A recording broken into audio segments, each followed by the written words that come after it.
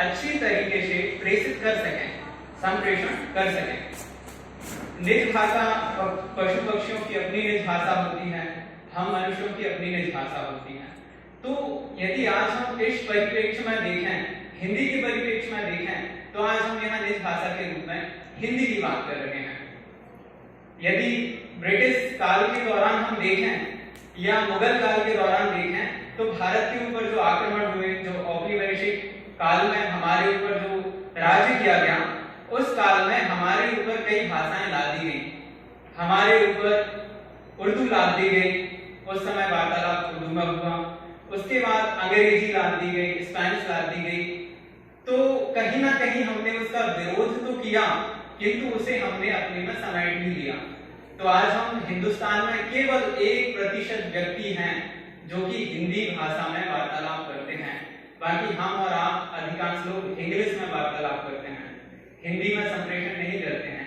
और इस इंग्लिश का ऐसा प्रभाव आज देखने को मिलता है कि आज आप फेसबुक पे जाएं तो वहां लोग हिंदी नहीं लिखते हैं, बहुत कम लोग हैं जो हिंदी लिखते हैं, इंग्लिश में वार्तालाप चल रहा है। अभी सबसे पहले जिन मेरे अग्रज ने अभी अपना संभाषण दिया, उन्होंने अपने वक्तव्य में कम से कम 50 शब्द ऐसे प्रयोग में लाए होंगे जो इंग्लिश के थे। उन्होंने यहाँ पर जाते समय धन्यवाद भी इंग्लिश में ज्ञापित किया, जबकि वो निज भाषा में हिंदी के ऊपर वक्तव्य दे रहे थे अपना। तो सबसे पहली आवश्यकता है कि आपका परिवेश ऐसा हो, आपकी माँ, आपके पिता इतने शिक्षित हों कि आप जिस परिवेश में रह रहे हैं, जिस परिवेश में आपने जन्म लिया है, जिस परिवेश में आप रह रहे हैं, वहां आपके परिजनों को इतना ज्ञान हो कि वो आपको हिंदी भाषा में शिक्षित कर सकें। आज बड़ी विडंबना है, आप विदिशा जैसे शहर में देख लें, सांची जैसे शहर में देखें, भोपाल जैसे शहर में देखें, तो आप पाएंगे कि 10 स्कूलों में से 9 स्कूल अंग्रेजी माध्यम में संचालित हो रहे हैं, केवल 1 स्कूल हिंदी माध्यम में संचालित हो रहा है।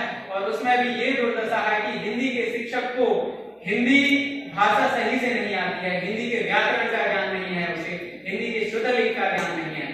तो यह बहुत आवश्यक हो चला है गुरुकुल परंपरा की भांति कि सबसे पहले तो हम निज भाषा को जानें, निज भाषा को समझें, निज भाषा को स्वीकार करें और निज भाषा को आचरण में लाएं। जब तक हम और आप स्वयं निज भाषा को आचरण में नहीं लाएंगे, तब तक ये निज भाषा की उन्नति की बात आप छोड़ दीजिए, ये एक स्वप्न मात्र ही बनकर रह जाएगा। तो सबसे पहले हम अपने वक्तव्यों में, अपने वार्तालाप में, अपने संप्रेषण में हिंदी का अधिक से अधिक प्रयोग करें और शुद्ध रूप में या परिष्कृत रूप में जो हिंदी है उसका प्रयोग करें। आज हम वही बिगड़ा हुआ स्वरूप जो हिंदी का है उसे ही प्रयोग में लाते हैं। हम शर्माते हैं धन्यवाद कहने में, हम शर्माते हैं नमस्ते और नमस्कार कहने में, हम गौरवान्वित महसूस करते हैं थैंक यू कहने में, सॉरी कहने में। यहाँ पर बहुत सारे शब्द हैं जो विदेशज हैं, बहुत सारे शब्द हैं जो उर्दू से लिए गए हैं, बहुत सारे शब्द हैं जो अंग्रेजी से मिश्रित हो गए हैं। तो हम उन्हें भी हिंदी ही समझ के प्रयोग में ला रहे हैं, किंतु हिंदी का अध्ययन, हम और आप सभी हिंदी भाषी हैं, तो छोटा और बड़ा वर्णमाला से हिंदी का प्रारंभ होकर और साहित्य तक आप लोग स्नातक कर रहे होंगे, स्नातकोत्तर कर रहे होंगे हिंदी से, उससे भी अधिक उपाधियां हिंदी में अर्जित करते हैं। और फिर यदि आप शर्म, यदि आप लज्जा महसूस करते हैं हिंदी को बोलते हुए, तो यह बड़ी विडंबना है। मैं चाहूंगा कि सभी लोग हिंदी का अधिक से अधिक अध्ययन करें, प्रयोग करें, अपने जो नित्य प्रति के कार्यकलाप हैं, अपने नित्य प्रति के जो भाषण संभाषण है, जो संप्रेषण है, उनमें हिंदी को प्रमुख स्थान दें। और मैं जो बता रहा था कि हिंदी परिवेश से जन्म लेती है, तो आपका परिवेश ऐसा होना चाहिए,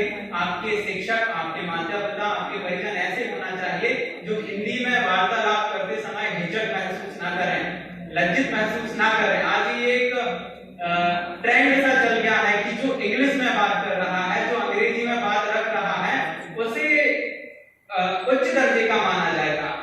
आज आप देखें तो उत्पादों पे हिंदुस्तान होते हुए, भारतवर्ष होते हुए अंग्रेजी में उत्पादों के नाम दिए जाते हैं। अंग्रेजी में आपकी कोचिंग कक्षाओं के कोचिंग क्लासेस के अंग्रेजों में पोस्टर छपते हैं। आपका कोई भी विज्ञापन है तो वो विज्ञापन अंग्रेजी में प्रदर्शित किया जाएगा ताकि वो एक स्टारडम क्रिएट कर सकें, स्टारडम बना सकें। आप अपना परिचय देते समय अंग्रेजी में परिचय देंगे, अंग्रेजी में नाम बताएंगे, अंग्रेजी में अपनी उपाधियां बताएंगे, तो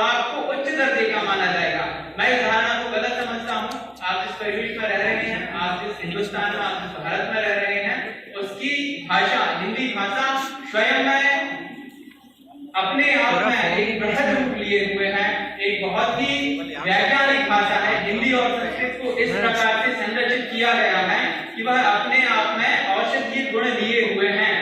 हिंदी की वर्णमाला, संस्कृत की वर्णमाला, वर्ण व्यवस्था और व्याकरण व्यवस्था को इस प्रकार से डिजाइन किया गया है, इस प्रकार से बनाया गया है कि वह आपके जो शरीर में चक्र हैं, उच्चारण जब आप करें तो उन चक्रों पर प्रभाव डालती है और आप उसके द्वारा, उसी के साथ जो मंत्र रचित किए गए हैं वो उसी आधार पर रचित किए गए हैं कि वो आपके अंग प्रत्यंगों और आपके चक्रों पर बल प्रेषित करें ताकि आप संपूर्णता को प्राप्त करें।